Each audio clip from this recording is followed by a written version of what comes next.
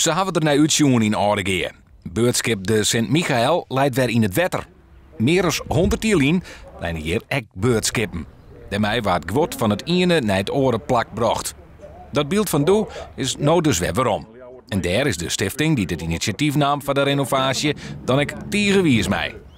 Je zit een heel groot man, eigenlijk wel. En dan zweer ik me een heel beetje.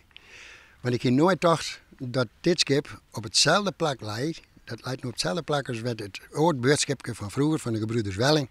Dat hier voor de wal leidt en dat hier nog wel leidt. Ja, ik kan door zeggen, ja, dat is emotioneel. Ja.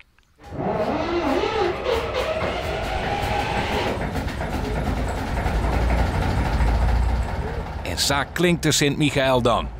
Een lood dat Welling goed docht. Dan gaat de adrenaline bij mij aan mij graden omheen.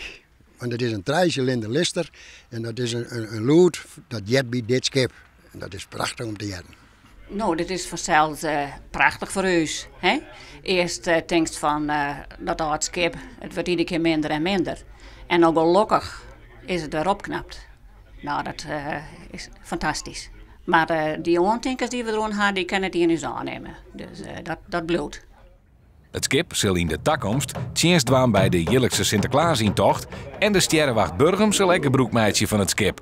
Daar hebben we eigenlijk nu al aanmeldingen voor, doe ik dat vallen liet. Dan varen we hier bij en dan geven we naar de video. Nou, en dat is hartstikke nacht. En dan komt de hele grote sterrenhemel op Jota.